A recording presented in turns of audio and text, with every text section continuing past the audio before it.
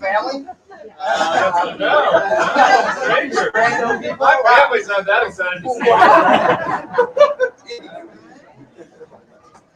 If you don't know where you are, this is Left Bank Books presents Tim Miller to discuss the honest tell-all book, Why We Did It.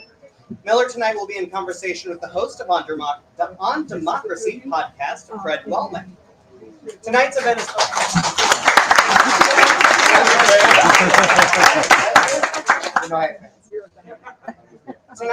possible because of your support. When you support Left Bank Books, your money goes directly into the local economy. It helps keep our bookstore open. It helps us recover from the flood that we experienced a little bit ago.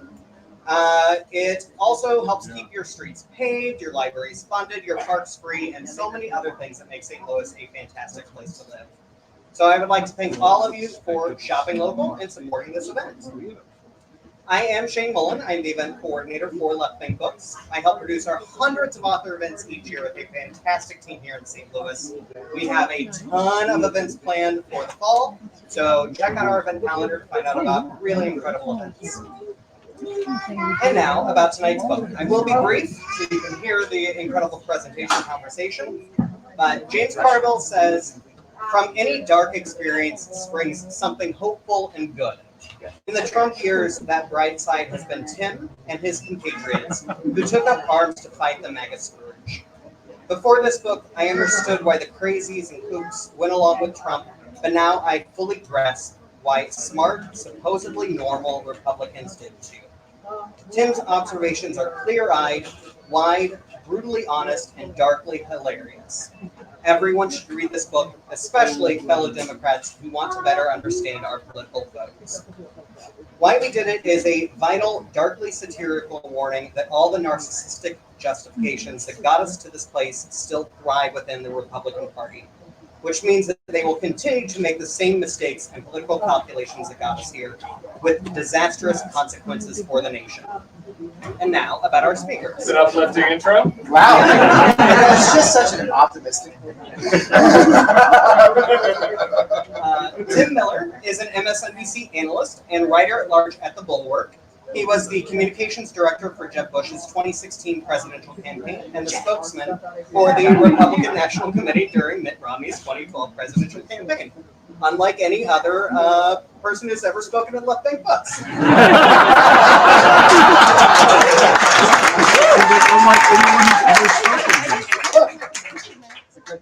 And tonight we'll be in a conversation with Fred Wellman.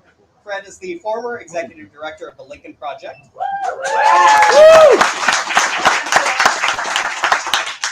He is the host of On Democracy podcast and the co-founder at Beer Hall Project.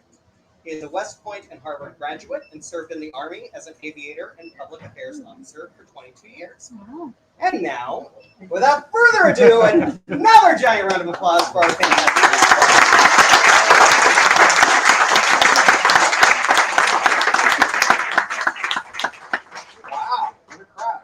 Tell you what, no pressure. You know, I welcome everybody. It's so good to see. I see friendly faces even. So thank you so much. It's great to be here. It's nice to be known who I am. Tim and I are like Twitter buddies. Actually, we first met in person. So the Never Trumper crew. We're actually just running like everything you are. You know, if you haven't, has everybody read the book yet? If you haven't read the book, I wanted to start with this. If you haven't read it, this is the prose you're missing, right? So during an appearance on CNN after the Ridge previous firing, he was on TV with one of their spokesmen. He said, and this is from the book, "I took the contrary view, lampooning the notion that we should want a man-child president who's a messy bitch, who lives for drama and fires people on Twitter for the lulz." So, that's what you're missing, But I think we just dive right into it, right? And we have a shared background. I actually was a PR guy in DC. I had a PR firm that focused on veterans. A big part of your book talks about the project you did after Obama was elected, the Accountability Project. I actually went to the Orange. I think I told you I met Sean Spicer to talk about veterans and veterans issues in the Republican Party and where we could fit in. It was actually one of my last gasps trying to be a Republican. To be honest, at that point I was like, man, this place is messed up. I told him earlier, it was actually Michelle Obama's big muscular arms. And, I was like, she's going to choke me out, so I'm a Democrat. But you, on the other hand, remain in the party. I mean, you're a gay man. You talk about in the book quite a bit the process you were going through and the compartmentalization you went through to remain in the party even after you came out of the closet. I mean, that's quite a journey. Let's start there. Yeah, for sure. Thank you, Fred. Can everybody hear us? I don't know, we're not mics. Good. Okay. Shout if you can't hear me. We'll do our best to project. First, it is quite a journey. I'm going to answer the question. I have a question to answer. But I just want to say the journey actually started here in St. Louis. People don't know I was born in St. Louis. I'm a native-ish. Where'd you go to high school? Redbirds fan. Where'd you go to high school? Sarah, Pelicans. Where'd you go to high school? He was in Denver. Denver. I'm Kirkwood. My dad went to Saluda. Sacred Party. Yeah, Incarnate Word. My mom went to Incarnate Word. There you go. So, anyway, I wanted my grandma, some of my aunts and uncles are here. My grandmother wasn't able to make it, 97 years old. I just went there today. And so I got into politics starting here. I was in 4th grade. I was really into the 1992 presidential campaign, and there was something about Bill Clinton's, I don't know, Musk, that I just sensed that he was going to win. And my grandmother's a lifelong Republican. She even voted against FDR. There were only like 12 of those. So the whole time, so she bet me. She's like, I bet you George H.W. Bush would win. And we moved to Denver that year. And obviously Clinton wins in the fall, and I received my $1 in the mail from my grandmother from St. Louis. In 5th grade, it was the last time I was excited that a Democrat won until 2020. So it was a long journey from 1992 to 2020. So I love St. Louis. It's good to be back. Hope to have an excuse to come back to the Billikens game in the fall, in the winter. But to your question, yeah, look, I mean, it was not obvious to me at the time that this journey was going to end up here, right? I mean, I got back into politics in 2011 to work for John Huntsman's campaign. It was the most moderate Republican presidential campaign of my lifetime. He was for civil unions at the time. Gay marriage wasn't legal yet. And then I went on in 2012 to work for that autopsy project. And the point of the autopsy project was, how can we get the Republicans to appeal more to minority groups, gays, suburban women? How can we soften, and sort of bring back this compassionate element of the Republican Party?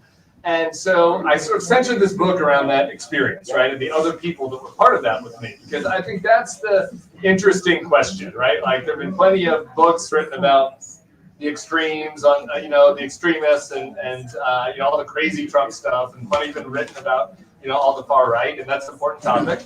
But I wanted to understand, like, why did all these people that I worked with on this project, where we all had come to an agreement that the party needs to soften on immigration, the party needs to soften on gay rights, this party needs to appeal more to not just old white dudes. And, we had put out that document, and there were about 11 people that worked on it. Some of them you would recognize. Elise Stefanik, who we're about to talk about. Ari Fleischer, who's on TV. Sean Spicer, Reince Priebus, my old boss at Jeb, who would have been Jeb's Carl Rove. That's kind of an insult. It's not meant to be. Sally Bradshaw. She ends up quitting the business altogether, opening a bookstore like Left Bank in Tallahassee. So if you're ever in Tallahassee, go visit it. Gets a tattoo on her wrist that says "Speak Truth." And obviously here I am. So, like, how did this happen, right? Like, how did 11 of us that all agree that this is what the party should do, how did all of us go such different directions? And so I use that as kind of this conceit in the book and come to try to explain that and try to understand it, because I, despite having lived through it, I don't think that I really still quite understood why all these people went along with it. And so I partially looked back on my own career. That's the first half of the book. And then the second half, I went to interview as many of those folks who would be willing to interview with me to understand why they did what they did. Yeah, and one of them is Elise, right? So, if you're, I don't know, you guys pay attention to current events. I don't know, some stuff going on. I don't know, something about raid. I don't know. Well, it's been a great day. I'm just going to If you follow my Twitter, I'm sorry about the cussing. Let's just get that out of the way. But obviously today, we've got the raid on the perfectly executed search warrant at Mar-a-Lago. Elise shows up today at the House Intelligence Committee. to make her excuses. That's just not the Elise Stefanik. You know, I'm a Harvard Kennedy School grad. I went there because General thought I should go. She went there. She was a star. She was on there. The Institute of Politics board. You know, she was that star. You talk about quite a bit. I don't want to give away too much of the book because that's not what we're supposed to do here. But talk about that arc of Elise specifically as a striver, which we'll talk about more later. But is it strange to turn the TV on and see that person? She's kind of ugly on the inside. Yeah, Elise. There's that. I want to be nice. Elise is tough. Elise is important. She was critical. So actually, that chapter in the book was going to be several different politicians, and it ended up just being Elise because her story is so stark and jarring that my editor basically is like, all these other people just like they're pale in comparison. No, that evil. Yeah, the shamelessness. And I think this is important because, I think some Republicans here, which is okay. I'm happy. Left Bank Books should allow some Republicans. And I think that there's people that fall back on this, which is that this question is all about policy, right? That I can put like all Donald Trump's evil stuff or cruelty over here in this box because I like some of his policies. And I guess this comforting thing that people can fall back on, right? But Elise betrays the fact that that isn't really true for most of the thing that divided people that went along with Trump versus and didn't go along with Trump wasn't really about policy. It was about whether they had this thing inside them that drove them, that made them so ambitious that they were willing to make ethical sacrifices. That was the question in the Trump era. Elise, for people don't know, ends up shivving Liz Cheney. So Liz Cheney used to be the House Republican campaign chair. And so that's part of House leadership. So that's kind of a job that you get on the way to speaker. Liz Cheney was a hard right conservative. I always worked for the moderates. I hated Liz Cheney. Liz Cheney's sister's a lesbian. She comes out against gay marriage in 2014. I donated to her opponents. I was so pissed. I tried to call Mike Enzi, and I was like, Mike, can I volunteer for your campaign to hate Liz Cheney? That's how much I disliked Liz Cheney. So Liz Cheney's a far right conservative across the board, every issue. Elise and I agree on everything. I knew Elise worked with me at the RNC. She was a moderate. She believed in climate change and immigration reform and gay marriage and all this stuff. So it's not as if their decisions, their choices over these last 2 years have been based on whether you're more conservative or less conservative. The question was, Liz Cheney looked at what Donald Trump did after the 2020 election, where he perpetuated a lie. Where we had the first non-peaceful transfer of power since the Civil War in this country. And she said, this is too far. This is a threat. What he's doing is a threat to the country. Elise looked at that and was like, I want to get on the train. And so why did she do that? It's the question of the book. And the answer is she wouldn't interview with me. She sends me an email and she's like, I see your Twitter feed. I'm not going to do any email. I was like, come on, Elise. I was like, let's do it. I was like, it's win-win. Yeah, it's win-win. But no, so she wouldn't do it. I called all her friends, everybody that I knew who had mutuals on Facebook and all this. And I was like, what's happening? They all said to me, well, this is what Elise's voters want. That's the comforting answer. But that's also not really true. Because the next district over for her was a guy named John Katko. You never heard of him because he's not a shameless grifter on Fox. John Katko's a Republican. He voted to impeach Donald Trump. He's a normal guy. He survived throughout the Trump era. And he literally is the next district in upstate New York from Elise. So it's not as if John felt like his voters required him to go to shamelessly defend Trump and everything. The truth is that when I talk to good close friends of Elise and talk to people that worked with her, the answer is that what drove her was just this passion for being in power. It's just like Shakespeare, right? This is not new. It's like a tale as old as time. But Elise loved the applause. Trump comes to her district, and she used to have little events that had 12 people there, and they were nice, and there were coffees, they talked about policy. All of a sudden, she goes for Trump. She'd have huge events, quadruple the size. People are cheering for her. She loves this. She becomes enamored with this. Then all of a sudden, now she can see a path to leadership, and it's working for her. Is the other thing. If Trump runs again in 2024, which I think he will, she will be on the short list to be his VP. So if you're driven by ambition, right? The Trump era created huge opportunity for you. because other people were stepping aside, right? And so Elise, who would never at this age be on the short list for VP in the old times, now Some obscure district upstate New York. and so now that brings it back to your question today, why she's up there on stage today, being responding to the raid, instead of being responsible, instead of being the Elise I know, instead of defending our institutions. Now they're saying, well, the FBI might have planted something. You don't know. We never know what's going to happen. They're targeting Mr. Trump. And to do that, after a guy attacked the day after a guy attacked the FBI office. Yeah, the day after a guy attacked the FBI office, died. Right. So anyway, we can talk more about this. I think this is the fundamental. Like Elise is just the prime example, kind of what divided people that went along with it from people who didn't. And it kind of gets to what I was going to say. Is, one of the things you discussed earlier, I'm a political operative, so the first half, really, I love the first half of the book. Right? Like, oh, this is great. And then the second half is all my friends. Honestly, I was telling them on the way up here, two of my good friends who are lifelong military friends, Marines, colonels, both went in the administration of the VA, both came out. One got fired, he's the deputy secretary of the VA, got fired because he wasn't enough, and the other joined the America First Institute afterwards. And I'm a never Trumper. Now he's forever Trumper. So I get it.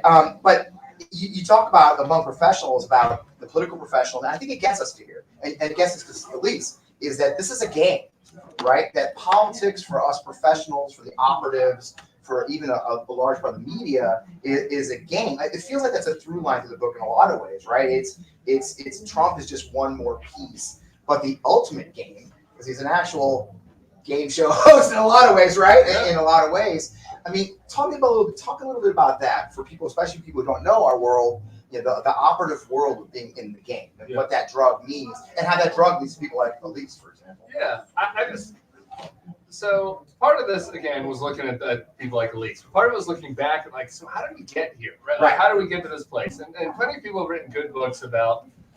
Look, we're all solipsistic, we're all self-important, and think, oh, we're the center of the world. Like, what's happening in America is happening everywhere, right? I mean, Jair Bolsonaro's in Brazil, and Orban, and Le Pen, and Boris, right? Like, this sort of nationalist, conservative thing is happening worldwide. So plenty of people who are smarter than me about global politics have written about that, or have written about why people are upset, the forever wars, and all, so there are a lot of things that went into Trumpism. But still, for me, I felt like there was this missing piece, which was, okay, I understand why voters are mad, right? And I understand why voters are turning to Trump. Okay, that makes sense to me. But why did all these people who knew better, who told me they hated him, then go along with it, right? And trying to understand that question.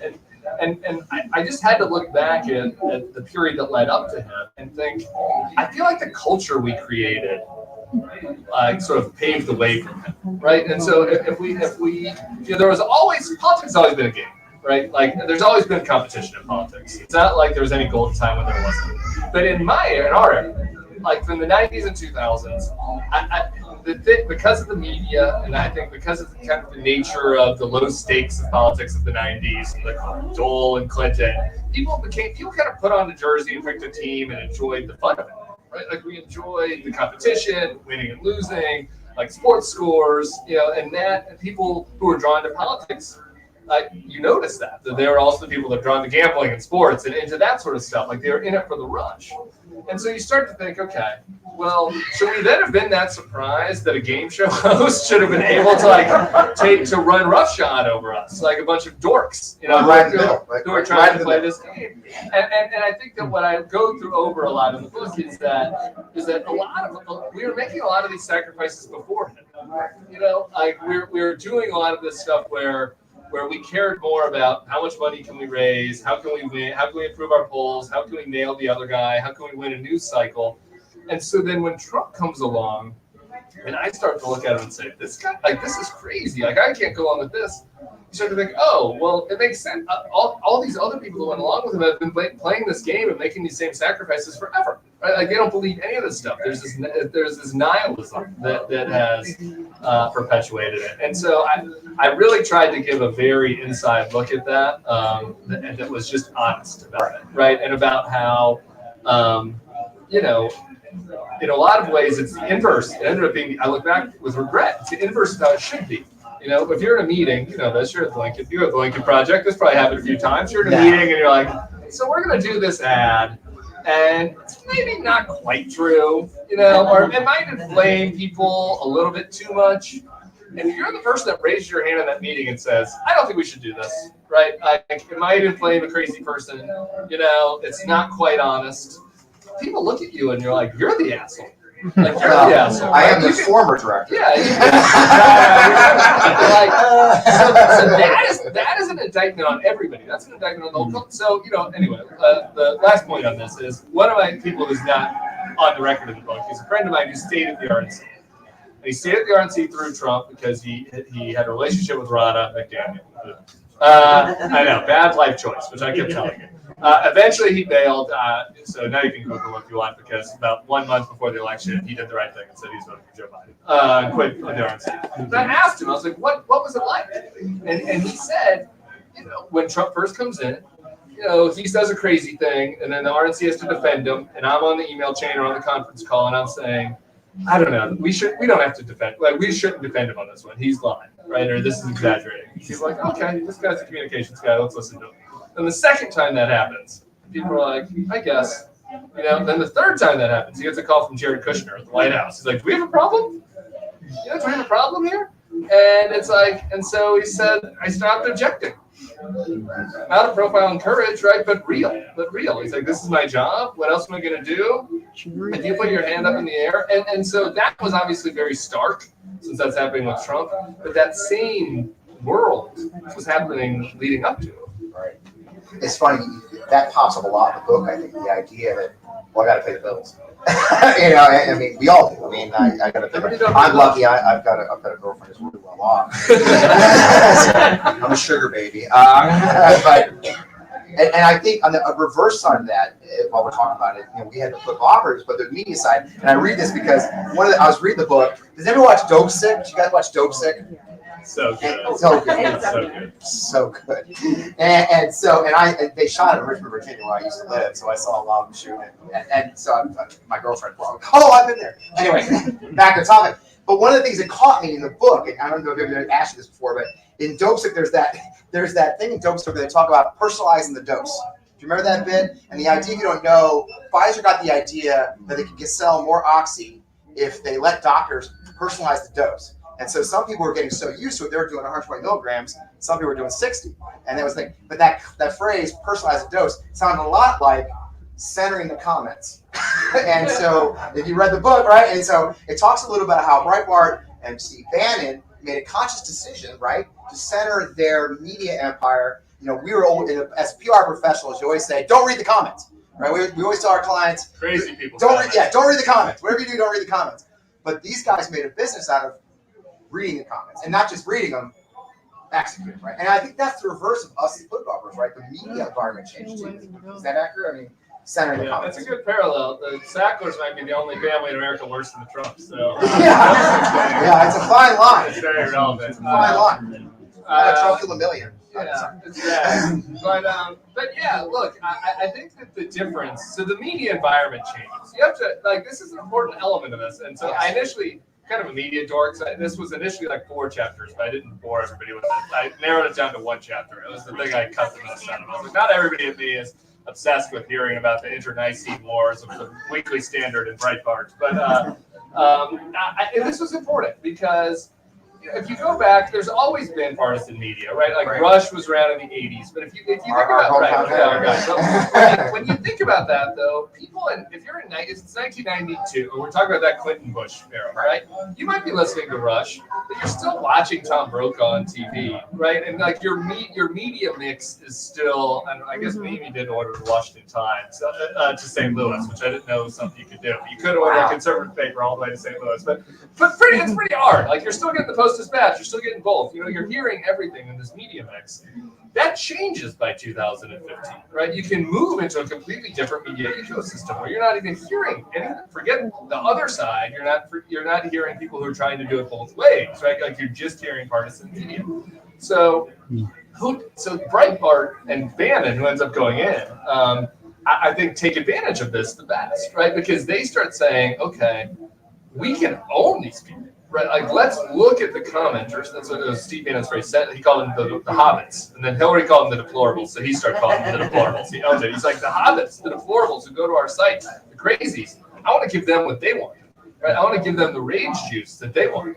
And so instead of having a site that tried to do high-minded policy, 80% of the time, and then feed them a little bit of the good stuff 20% of the time, it's like let's inverse that. Let's give people everything that they want, up to and including lies, right? And there's this great Edmund Burke line. I'm sorry to be this guy that's quoting Edmund Burke, but you asked the question. I didn't know this question was coming. But it was when people make themselves bidders at the auction of popularity, right? Their talents become no servants. They become instruments, not the guides. And so this is what happened. Like the media, there was this gatekeepers where people were guides. And then they became instruments what people want. So I started focusing on that because I think then obviously it creates this doom loop, right? Where people are mad. Some of their rage is for good reasons, by the way. Not all of it's just racism. They're mad about good things. They're mad for good reasons. Bad things happen in their lives. They're mad. Then their media outlet starts telling them it's good they should be mad. They should be more mad, actually. And that the other side, people in your fellow Americans, are the reasons why you're mad. And then their politicians start saying to them, yeah, if you elect me, we're going to take out those people, right? And then you start, this cycle starts getting more and more exacerbated. And so what I thought, which was stupid and naive and wrong back in 2014, is that we had some control of this, right? Like still, there were people who had bumpers. There were still these gatekeepers. But it turned out there weren't. Breitbart starts, and I tell a story to this other site called IJ Review. They start getting traffic that's like way, way, way more than any, God love the Bulwark. Do we have Bulwark people here? Yeah. Wow. We're doing great. I appreciate all you, but still, Breitbart is like 10x. I wish it wasn't, okay? But they start realizing they can get huge numbers if they just feed people what they want to hear. So the funny postscript to this book is, I write all this about Breitbart. The guy I write about, I call him an incel in the book, so you'd think you would have been offended. No, he calls me. And he said, you nailed it. He's like, you're the person that understands this more than anybody. And I was like, what do you mean? And he said, I thought I insulted you. And he said, no, they're coming to us because we're giving them what they want, actually. And everybody thinks that the Mitch McConnells and stuff are in charge. No, my readers are in charge. I own Mitch McConnell. So he took it as a compliment. And then the other thing that he said to me, if you're ready to be really scared, is he's like, there was one thing I didn't like about it. I was like, okay, it was probably, when I compared you to Ralph Wiggum. No, it wasn't that. The thing I didn't like about it is you didn't give us enough credit because we didn't do the really crazy stuff about January 6th. He's like, Breitbart, he's like, we have lives. They did pull back. I noticed that. Yeah, he's like, it's Newsmax and OAN and Facebook and Gateway Pundit, and those guys were the ones that were riling people up on the mall. So that just shows you how much of how hard this is to stop, right? Because there's no bottom. Right, like if Breitbart, who back in my day was like, these guys are the extremes, these guys are feeding the conspiratorial stuff. Now they're saying, oh wait, no, these guys over here are the extremes. Right, like where does that end? Actually, yes, yeah.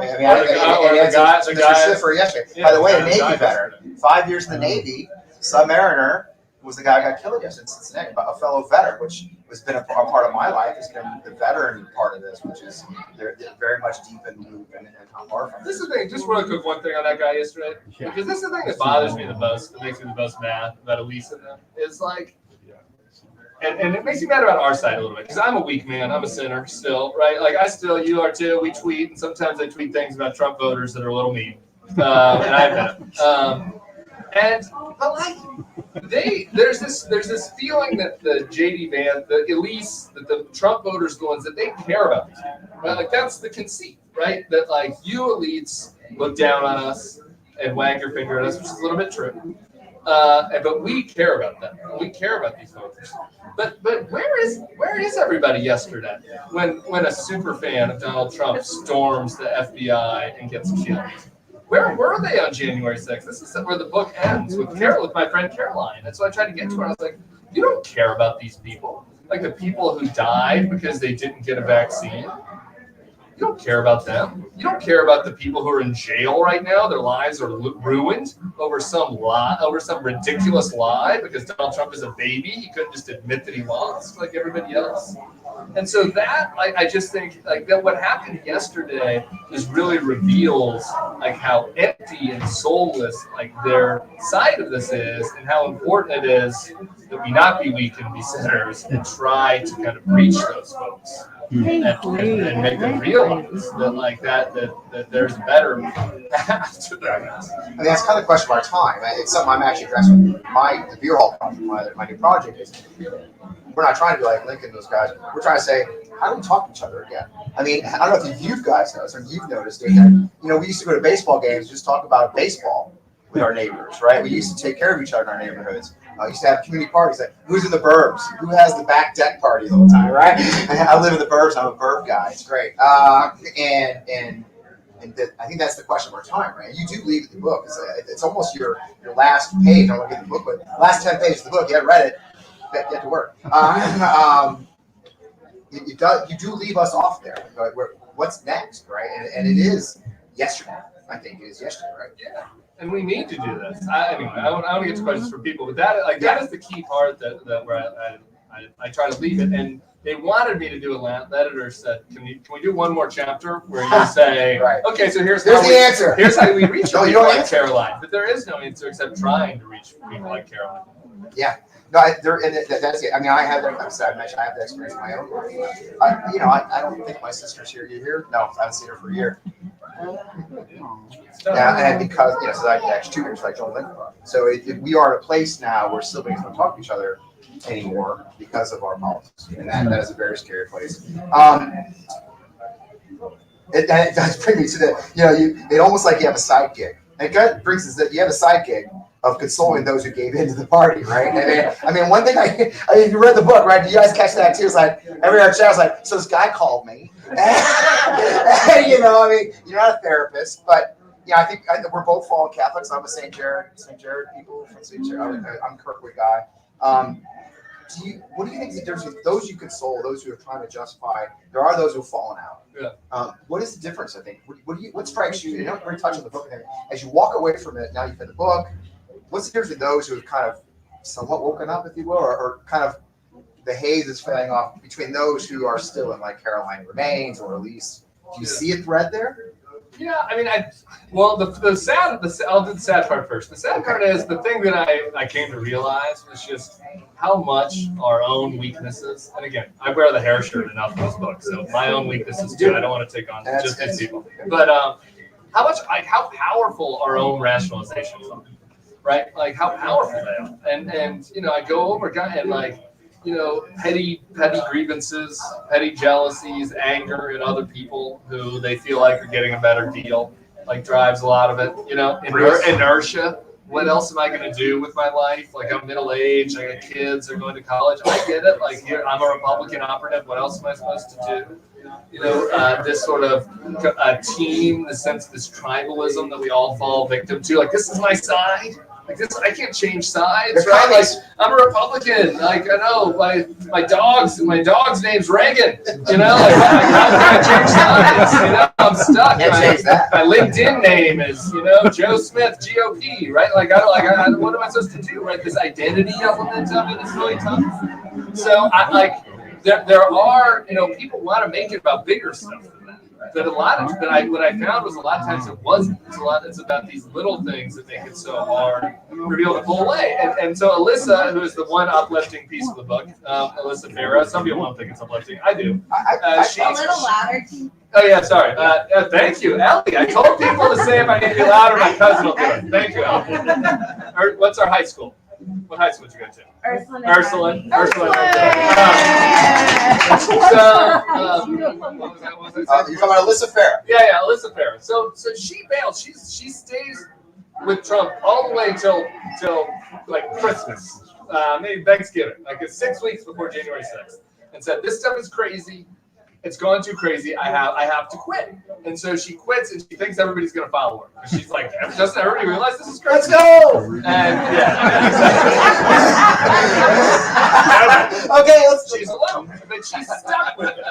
She's stuck with it. A lot of people on that day on January 6th are like, whoa, this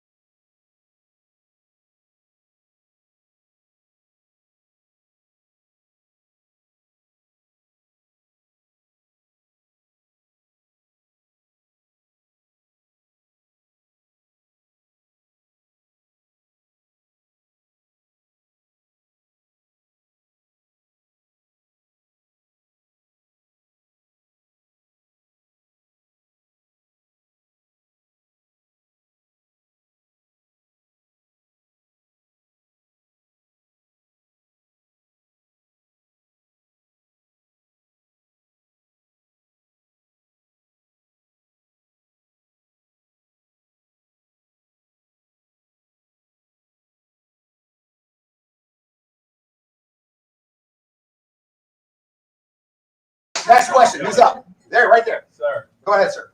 Can you handicap the Val Demings, Marco Rubio? Because I know Jeb wasn't a big fan of Marco Rubio, correct? No. The other thing I saw on Twitter, you commented on Brian Kilmeade going after the judge and superimposing his face on Jeffrey Epstein's body. Yeah. I mean, how does Fox get away with this? I've got bad news about Val Demings and Marco. Marco's fine. Florida is inverse of my home state. Right? I'm from, or this is my birth state, but I moved to Colorado, right? And so we have a lot of people who've moved in from California and other places, and it's gone basically from purple to essentially blue. So I think that Senate race is a little iffy this year. But Florida, I just think Marco's gonna win. Don't get your hopes up. As for this Brian Kilmeade thing, this is another example of what I'm talking about. Of just like things that back when I was doing all this stuff in 2014, I don't want to act like we were all, certainly we weren't all angels, okay? But there were these lines that you just did, there were these little norms that we felt like we had bumpers on the bowling alley, and that people weren't doing this kind of stuff. This guy goes on Fox last night, and there's a judge. I'm trying to explain this as simply as possible for people who are not obsessed with Twitter like us. There's the judge, the magistrate judge who approved the search of Mar-a-Lago is a former Republican. He donated to Jeb. He's from Florida, obviously, because that's the district. He was a federal prosecutor. But the far right, in order, not just the far right, Fox, primetime Fox, the biggest show, in America, as far as ratings is concerned, well, they got to discredit this guy, right? So the guy was so stupid that somebody on the internet had put a picture of that judge's on Jeffrey Epstein's face and like superimposed on Jeffrey Epstein's face. And Fox shows it last night. As like, this is the judge. He is, he's with Ghislaine, how do you say her name? Ghislaine. He's with Ghislaine Maxwell doing pedophilia stuff in Oreos. This is on Fox News. I was like, 3 million people are watching this. And so I get it. If you're watching this, you're a normal person. You don't have to research all this stuff. You're like, man, the judge that's going after Trump is actually a liberal pedophile. Yeah. I would get it that so then I don't begrudge those people to be like, well, screw this is BS. But it wasn't true. It was a meme. It was a fake picture. And then the guy tweets today, he's like, oh, it was just a joke. Oh. It's like, what was the joke? I don't understand. Anyway. Well, anytime you touch that, I mean, I don't know, you guys heard this John Weaver thing. It was a little thing we had to deal with. But I read that story, and about 40 paragraphs in the New York Times story, it's like, oh, he's talking to a 4-year-old, like, because it plays right with the QAnon and that QAnon mindset. Yeah. I get it. Yes, sir. That's all I got over there. Yeah, I'm Dennis. Dennis Lubeck. We've had a communication. Oh, hey, Dennis. I appreciate your email. Glad you made it to St. Louis. Yeah, I'm a subscriber, and I'm 80. And people say, "What do you do when you're retired?" I say, "Well, I listen to every Bulwark podcast." So I keep They're really good. I mean, it's kind of fun, But I just this is more of a comment than a question. The reaction to the whole thing about the raid. I mean, didn't it make everybody even more pessimistic? The way all these Republican elected officials came out, bingo, didn't wait. And now they look a little foolish. Well, we're not sure yet, exactly. But it just made me, oh my God, this is more hopeless than I thought. If they all just came out, it was so depressing that this happened. And, of course, the media is always there to do that. And by the way, on the judge, there's a wonderful article in Politico about the kind of the anti-Semitic undercurrent here, that more than undercurrent. His synagogue had to cancel an event, families being threatened. Who knows where this is going to go? Now we're going to have an anti-Semitic undercurrent because of it. Anyway, yeah, glad you're here. I know. I appreciate that, Dennis, and that's true. Honestly, these it goes to what I you would feel like they could have had this offering. This is the thing that bothers me so much, and what I had to get out of the book about trying to understand why people did what they did and really get at their motivations. Because here's the thing: probably not a lot of people at left bank books would like this, but they could have 10 more guys could have voted to convict him. He would have been banned from running again. They could have just moved to Ron DeSantis. Fox could have just spent all their time talking about how great Ron DeSantis was, and we all could have been done with this asshole. That's all it would have taken was 10 of them. They had the offering.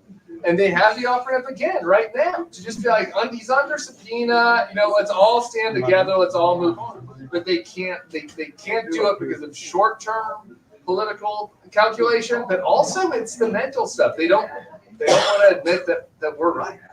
Does it go back to what you said earlier, though? I mean, to go to a callback, if you will, it's what Dan was saying about, and the guy at Bright was saying, we're answering to them. We're answering to the hobbits. Yeah. Sometimes I just feel like the answer is they know the hobbits won't let them. I mean, in many ways, I feel like the Republican Party now is driven more by their base, I like to call it the base, because they're afraid of them. Yeah, no, it's true. Look, they obviously are. Some of them said literally they didn't Flat vote for out. impeachment because they were scared for their I safety. will my safety. Because they're scared for their safety. Yeah. I know one congressman was quoted on the record saying, my family would be threatened. Yeah, I What get that. about the senators not running again? What is, Right. What's going on with them? They That's can't come cowards. out. Coward. They're running away. No. It's hard to say you're wrong. I don't know. I want a huge backpack. I don't need flowers. I thought someone brought me flowers earlier, but it was for somebody else. Oh, that's I don't need flowers. Not saying I was wrong, but it's hard to say you're wrong, right? Like to be the senator that goes out there and is like, nope, I was wrong. This guy's a criminal. I should have seen it. That's hard. Whatever. Basically, My bad. Oh, sorry. You and then you. Well, welcome home, Tim. Hey, buddy. Good to be here. Along this line, would an indictment for espionage be enough for these people? No. What No. good? There is no law. Because everybody says no. I agree with I agree with the peanut gallery. No.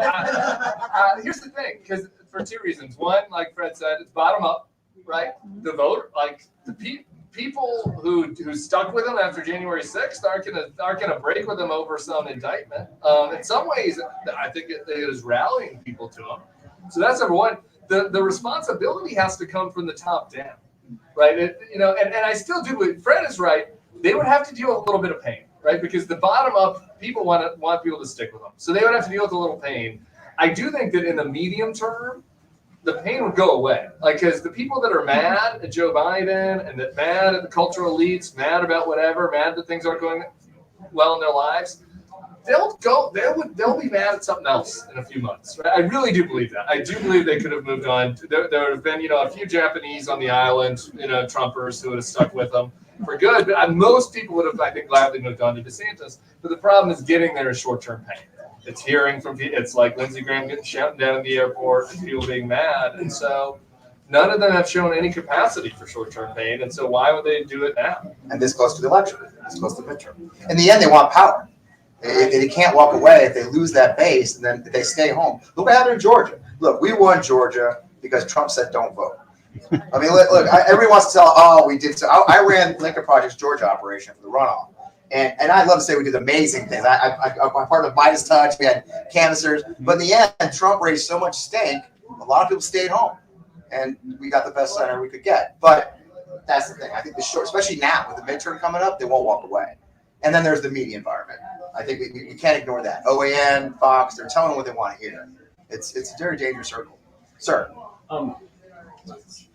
People tell pollsters all kinds of things for all kinds of reasons. The rhetoric on the right has gotten very bellicose, very truculent, as you know. But how close do you think we really are to not just one guy showing up at the FBI office, but widespread political violence? Thank you. Repeat the question. He asked, with the violent, with all the truculent language, the violent language, how close were you to actual large-scale violence beyond just the one guy showing up at the Cincinnati office? I'm not an expert on extremism. This is one area. Fred, you chime in if you disagree with this. The widespreadness, a lot of these people are just hanging out and watching Fox. Okay, like a lot of these people are watching Fox. I think that there's a realistic, scary scenario that is basically like Ireland.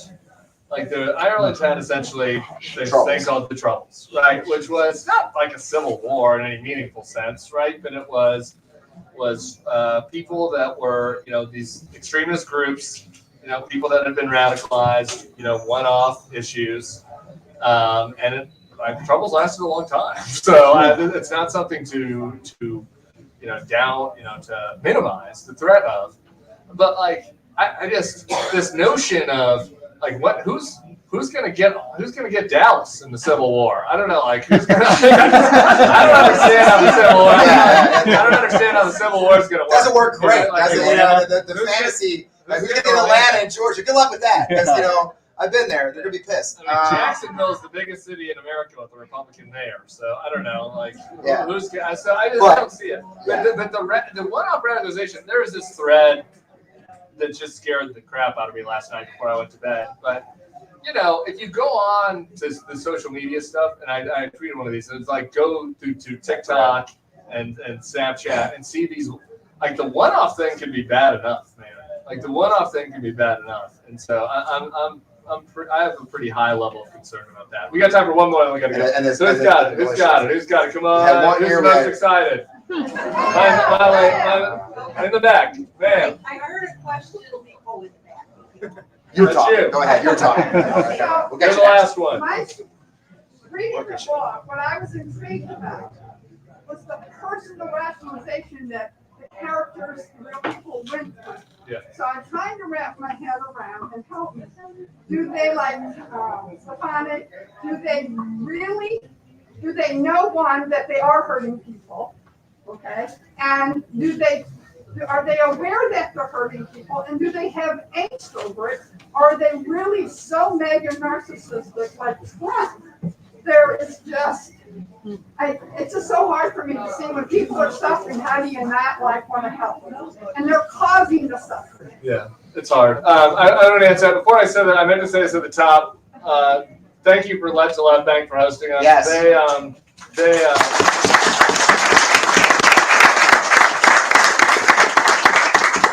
dealt with this flood recently, so buy my book, but also buy somebody else's book too while you're here and support them.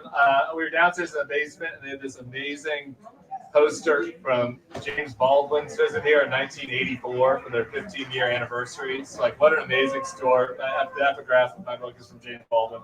And so it's really moving. It's so awesome to be here in St. Louis. I did have Billiken season tickets until 1991. I guess my dad did.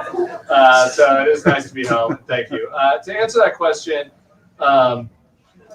look, there was this Atlantic article recently about the child separation policy. Yes. That's really only for the brave of heart to deal with it. I certainly wouldn't read it before bed. And the child separation policy turns out to have been like so much more horrible than we realized. And the woman that reported this did such a phenomenal job. But the thing that I took away from her reporting and from my interviews with my friends, we can call it reporting if you want, was just the banality of it. It's like it's the old Hannah Arendt, the banality of it. The people that went along with this, yeah, like there were people. The child separation policy was really driven by three people, like Stephen Miller, this one other asshole, and Jeff Sessions. And then we had this whole government where everybody just kind of like went along with it, right? And sort of they're like, well, I'm just one cog in this machine. And a lot of people resisted it. Two secretaries, John Kelly, who we trashed, but he resisted it.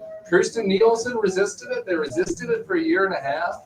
And these three acutely evil people kept pushing it, saying, no, the only way to stop what's happening at the border is to separate kids from their parents.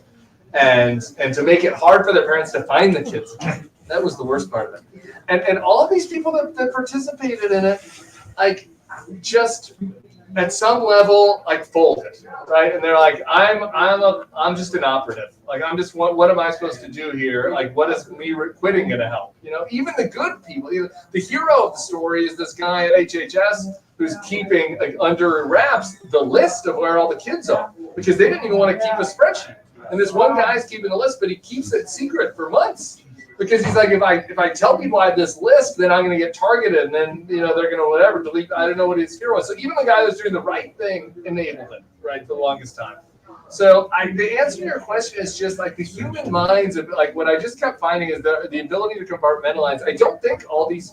There are some sociopaths out there. I have some questions about Elise. I don't know. She has some time with her own therapist. Like there are some sociopaths out there, but a lot of these people are just heaped with like angels and demons, trying to figure out what to do, and they're in this culture where they compartmentalize the bad stuff. And it's just not fun to think about the bad stuff. It's not fun to think about child separation. It's not fun to think about, whatever these hypothetical harms that might be caused by like Donald Trump's crazy tweets or democracy ending or whatever. And so they just don't. And so, yeah, I don't know if this is hopeful or making you sad, but that's the whole thesis of the book, is that the vast preponderance of people who went along with this do think about that and do have good parts. And the person I end the book with, Caroline, is a person that literally went to Germany to help refugee kids on her own money, on her own time. And yet her name is on the mall, is on the permit for the mall for January 6th. Humans are complicated, and so that is a little depressing. But the extent that it brings us hope is it's like they can be reached. They can be reached. So anyway, that's all I got. Thank you all so much.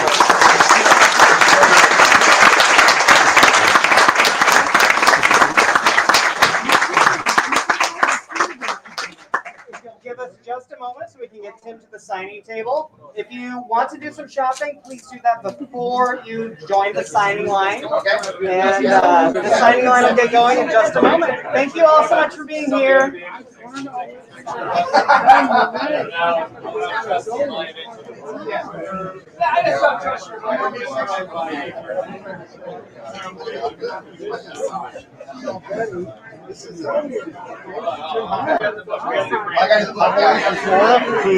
In the green shirt. In the green shirt. Tim, hi. I'm Pat. This is Tim. Hi, I'm Jim Howard. Oh, that's Tim's son who's up there. I know that. Very impressive guy.